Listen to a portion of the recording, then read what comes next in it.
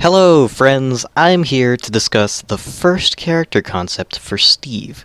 In the announcement video, I stated that I was going to make 4 character concepts for Steve. This is the first one, and, in my opinion, the most creative. Not to say that the others are bad, I like them all. But this Steve represents mining, crafting, and building. Before we get started, I would like to shout out TDP for being the only commenter as of this recording. And even though he only listed one, he actually got it right. I'll save you the trouble of checking and just tell you. The next episode is going to focus on the Enchanter. I'm honestly really surprised that somebody participated at all, so maybe this time I can get the ball rolling faster. So congratulations to TDP for his excellent guessing skills. But last video, I realized I didn't explain animation well enough. So let me briefly clear some confusion. In Minecraft, joints don't move. Limbs just sometimes detach and work via magnetism. I will not question this, but I will also not allow Steve to bend a single limb. That's disgusting. Running animation, turn around, jump squat, jumping animation, crouch, grab, and stuff like that aren't too hard to picture. But I had issues with roll, spot dodge, and air dodge. Now, air dodge can be achieved by having him just sort of phase into the Z-axis and crouching, because that's a very versatile animation. We'll see that a lot.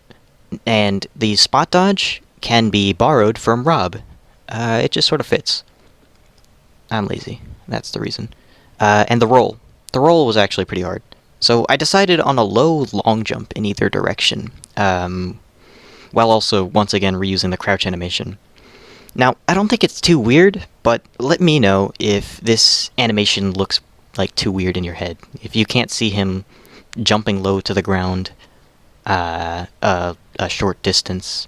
I mean, I can, but I don't know. Maybe someone else I asked said they didn't picture it.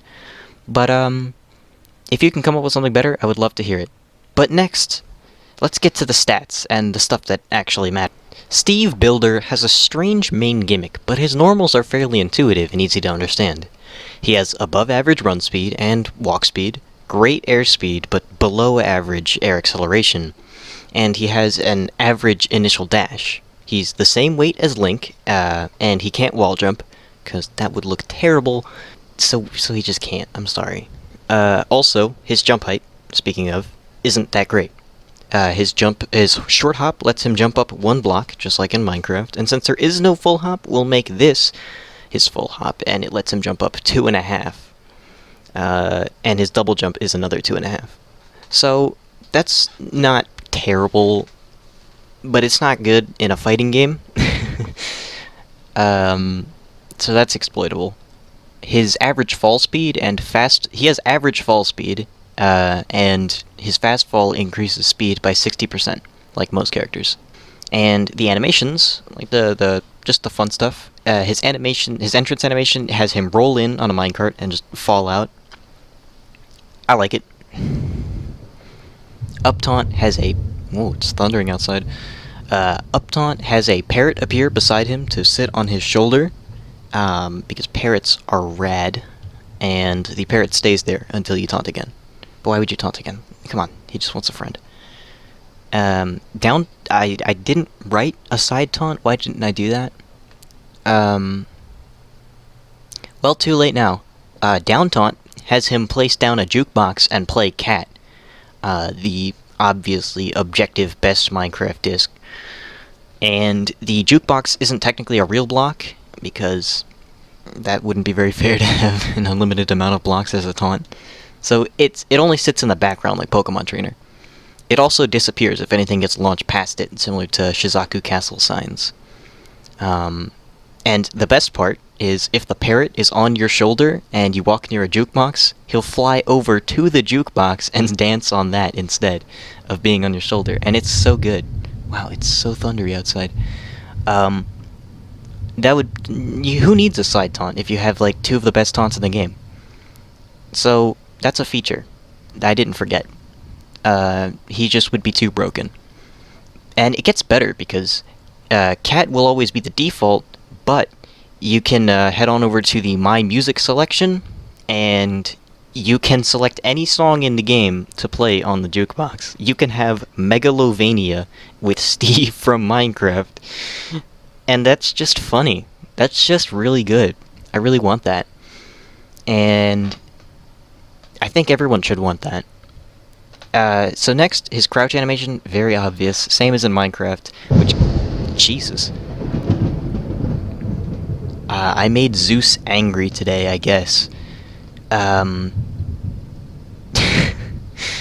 He has the fastest crouch of the game, so it's an easy S tier teabag. Go online and be obnoxious, and you can crawl with it, just like the sneaking animation. Not that good, because you can't duck under anything, but it's there. You can do it. And that's about it for animations. Also, the hit stun animation I forgot to mention is the example I've been showing for... I think I showed it before, but yeah.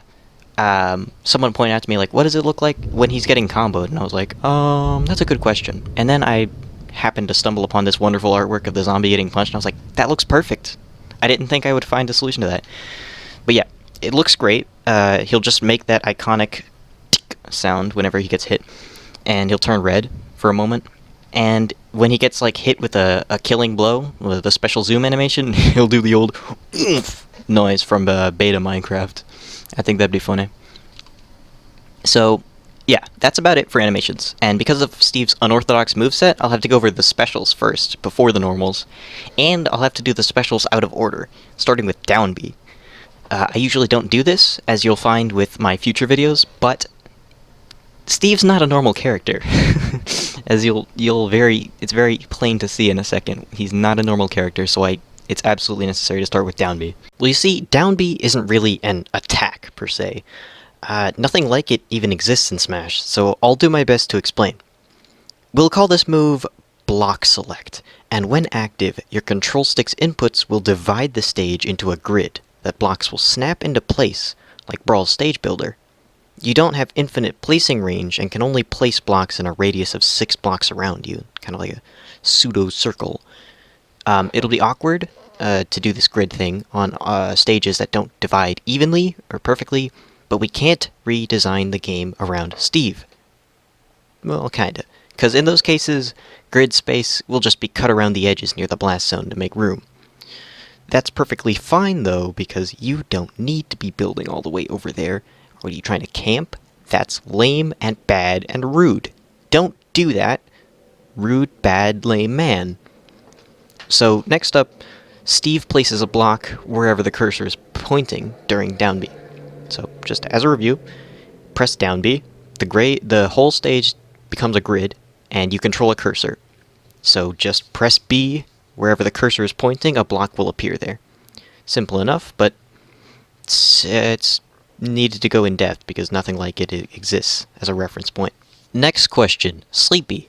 What's a block? Well, you see, it's a shape with 6 sides and, no, that's, we'll talk about how blocks work, because that's kind of important, with a move that revolves around blocks. So, blocks. Yeah, they're, cubical. Let's talk about cobblestone. So cobblestone, for example, is the default block. And blocks like cobblestone can be attacked and destroyed by anyone with damage. So if you have some damage, you can do something about it. Cobblestone has a damage threshold of 16% before being destroyed. And you can have 12 cobblestone blocks on stage at once. It's kind of a lot. I want to see some creativity with the building, so I'm going to give people the benefit of the doubt that they won't use this cobblestone power to be lame. So, these blocks are half as tall as Steve, and can't be walked around. If you're thrown against a block hard enough that you can't tech it, the block will break, and you'll be sent through it with half knockback. Under most circumstances, you can't place a block unless it's connected to a solid object or another block. Now, up B is the only way you can place blocks mid-air without needing a connecting block beside it. So that's pretty convenient. That's pretty nice. Up B will make Steve jump and place a block below him. However, if he's outside the stage grid's radius, it will fail, so he can't just recover from anywhere. He can only recover from almost anywhere. I like this idea for up B, not only because it's very good, just for recovery and practical uses and building things vertically, but it's also it's such a Steve thing for his recovery to be a noob tower. Like, how do I get up there? I have 64 cobblestone, I'm just gonna build a way up. But, in true Minecraft fashion, you're going to get shot off by a 4-glory link and die. So, that is humorous. Next up, we can talk about side B, because that is what comes after up B. So let's talk about side B. Side B is cool in theory, but in practice would probably be hard to get used to. It's called block management. It is a move that lets you use 3 different blocks to build with. It appears above your head and looks like your hotbar from Minecraft, but mini! So it's not really an attack, once again. By holding side B and moving left or right, you can navigate the mini hotbar of 3 blocks. To select one, just let go of B, and you're good. But yeah, this is pretty decent, but in conjunction with his shield special, which his shield special lets him switch between 3 sets of 3 blocks for a total of 9 different blocks. That is a full hotbar of building blocks. Can you even imagine what you can do with that? Probably not. Because you are uncreative. Just kidding. You're beautiful. I love you. So these 9 blocks can be used however you want. And that's kind of the theme for the characters, creativity. So, with these 3 sets, I'll go into what they are. Because I've been stalling long enough. I bet you're itching to find out what these 9 blocks are. So, yeah. When using shield special to switch sets, it's kind of a risky move, because there's a chance that you don't get the set you were looking for. And on top of that, switching sets destroys all of the blocks you set down, and you can't switch again for another 30 seconds. Now, the RNG thing, it sucks. It sucks. I couldn't really think of another way around it. But it's not too bad, because it's only 50... There's only 3 options. So, if you... It's really not going to be that big of a deal. So yeah. So, Sleepy, what are these sets? Thank you for not letting me stall longer than I already have. Set number 1 is the one you always start games with. And it is the most common to get from Shield Special. This set includes Cobblestone, Netherrack, and Endstone. This set includes the most abundant blocks of each dimension in Minecraft. So that's kinda cool. I have so much stuff to cut out. Cobblestone, which I've mentioned, it has the damage threshold of 16, and you can place 12. Netherrack is weak, and it only has a threshold of 8%. However, you can have 16 Netherrack blocks on screen. So that can be used for some shenanigans, where you want quantity over quality. Endstone is the opposite, where it has a threshold of 32, but you can only have 8 active Endstone blocks.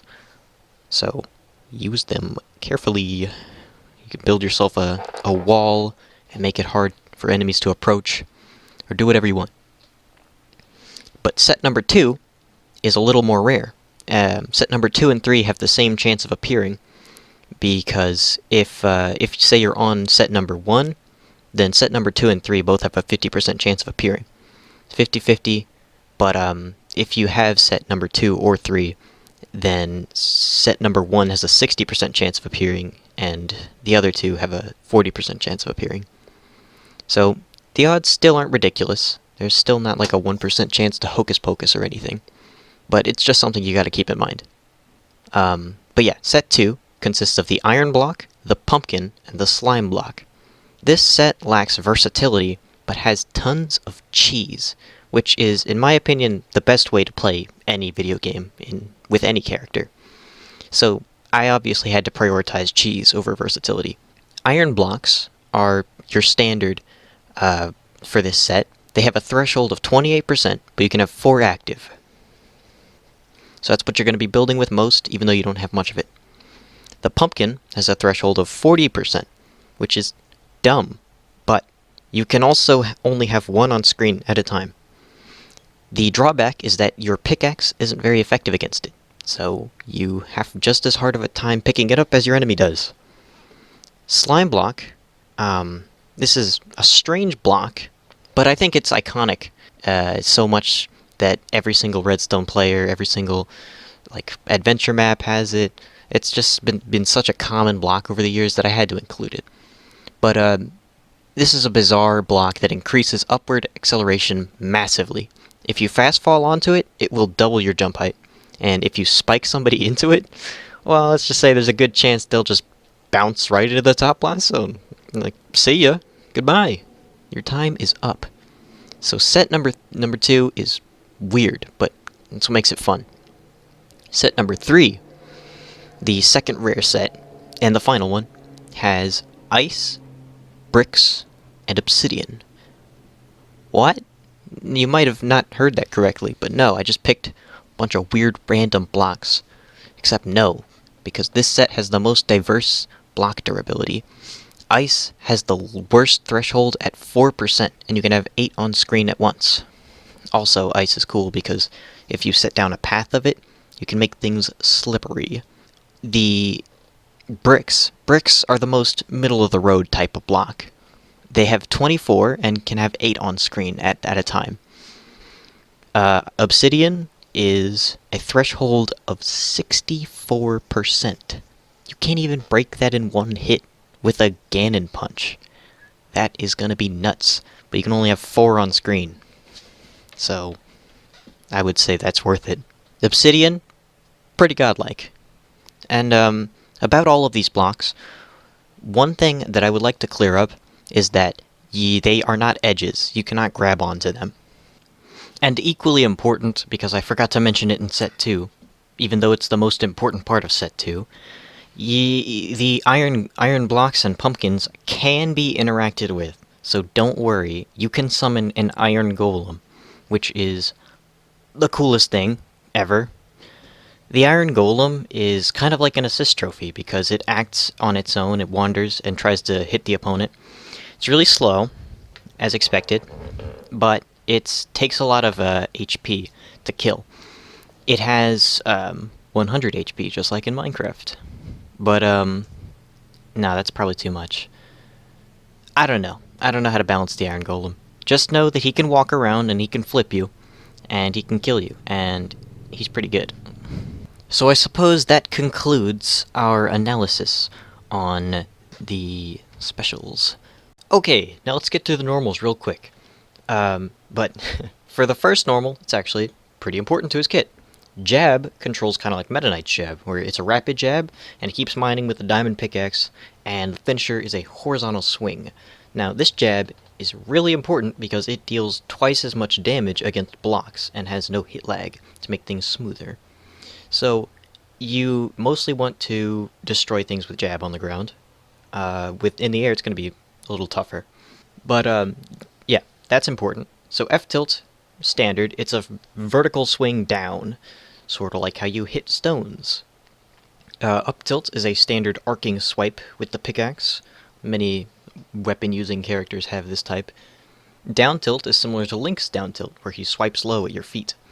He probably can't reach, because he can't bend limbs, but we'll just disjoint the hitboxes a bit to be normal-sized. Dash attack is a multi-hit move, where he swings the pickaxe wildly to attack. In a similar vein to Luigi, but not as awkward. He doesn't have proper combat training, but he does have raw strength. Sorry, I moved the mic a little closer. He does have raw strength from all that strength-building activities he does. But yeah, F-Smash is a slower but stronger version of Villager's F-Smash, but he drops an anvil instead. And it will fall on the ground. It will stick around, but the second anvil, if you try to do it another one, it will make the first one disappear, and it'll replace it. So, you can't have 2, but 1 is good enough. Up Smash has Steve dig 2 holes on either side of him with a shovel. Unlike Villager, it won't bury, but it flings sand or gravel into the air, which lands back into the holes he dug. It's got a pretty decent coverage. It's got similar hitboxes to, say, Squirtle's up smash, but obviously doesn't look very similar. Down smash is a little strange. It's a niche, but it can be good. Steve quickly digs 2 blocks below him and leaps 5 blocks into the air. Now you might be thinking, what? And that's a good question, because the 2 digging swings, they deal 16% each, and the leap deals 12. You might still be thinking, that doesn't sound like a good move, or a normal move at all. But this move has special interactions depending on where you're standing. If you're standing on thin ground, like on a platform, or on the lip of a stage, where you can't physically dig 2 blocks down, then Steve will just fall through, because that's what happens when you dig straight down. But in this game, digging straight down isn't necessarily bad, because you can act immediately after slipping through, so it's an excellent tool against sharking, and it's kind of like you have a hitbox while dropping through a platform. That's very unique. So, it deals 4 times block. It deals 4 times the damage against blocks, meaning you can instantly break any of your blocks with down smash, including obsidian. Next, we have the grab. Now, grab is pretty normal, kind of low range, but he's got a decent pummel. His grab isn't crazy, because in Minecraft you don't grab stuff very often. The pummel is like he just rapidly hits him in the head with his pickaxe, kind of like he's mining them. Down throw is interesting, actually. He picks him up, and yeah, he picks him up like an Enderman, and you can walk left or right. You can only carry them for a short time, but when you place them down, it becomes a tech chase. So it's kind of like snakes, but a little different. I just thought it was interesting. You don't get frame advantage, though, so it's not as good. Up throw makes him throw the opponent up with both arms like an iron golem, and that just looks right to me. Imagine up throwing somebody into another iron golem. That'd be cool. F throw has him simply smack the opponent forward with a pickaxe, and back throw is basically Rob's back throw. Not all of them are creative. I'm sorry. Nair has him swing the pickaxe in a circle like Ike or Hero or other such weapon users. Fair is similar to Link's Fair. He smacks you with the pickaxe and then spins around, but instead of doing it again, he swings down. It could spike, but I don't think it should, because it would be, like, competitively a better move if it didn't spike. Up air is an arcing swing from back to front. Back air is a quicker but weaker Ike Bear. And finally, down air is a slow and powerful move. He swings down in an arc, starting from front and ending behind him, kind of like Samus or Melee Marth. Now, this move isn't very special, but it would just be really fun to land, because big slow moves are cool. Especially ones that spike. Now, the cool final thing we have is Final Smash. The Final Smash is creative mode. Now you might be thinking, how are you going to put creative mode in the game? Steve turns on creative mode, and you can fly and place as many blocks as you want. No restrictions on the block limit. You can place 64 cobblestone if you do it really fast. Because you do have a time limit, like Ultra Transformation Smashes. You can place as many as you want, and you have total invincibility, and it lasts longer than any other Transformation Smash. However, you don't deal extra damage, like most of those. But in that regard, it's pretty unique. And, as a fun bonus, the Iron Golem and the Pumpkin are replaced with 2 spawn eggs. One, which is a Creeper, and the other, which is an Enderman. So, that's all we have here. It's pretty different as far as Final Smashes go. But I think it's pretty cool. There's a lot you can do with that, especially in casuals. If I was to add a stage, I'm not going to go in depth, but if I was to add a stage, I would make it so that it's a stage that can be interacted with everyone. Basically, the stage is made out of blocks, and people can break them. And if you want, you can just break the whole stage, and you won't have anywhere to fight. But obviously, it's in neither of your interests to do that. And I think giving the players that kind of freedom is very Minecraft. So that's the kind of stage I would want to see. So yeah, I hope you guys enjoyed the video. I had some fun making it. It was it took a while though. I've had this video in production for a while because I just didn't have the motivation to do it, but I'm glad I did. I'm glad I did. Thank you all for watching so much. If you liked it, I'm glad you liked it. But there's more movesets to come. This one in particular is special to me because I've spent so much time on Minecraft. It must have been like hundreds and hundreds and hundreds of hours. But it's a game I spent a lot of time growing up with, and I'm even though I'm not really done growing up, I still feel a heavy sense of nostalgia for it, and I think I did this game justice when making the movesets. So I hope you guys will tune in next time for even more ideas, and tell me what you guys loved about it or what you guys would have done in differently. I would love to know. Have any questions? Maybe I wasn't clear about anything. I'll answer you in the comments. But for now, I'll catch you guys later, and I'm gonna go take a nap.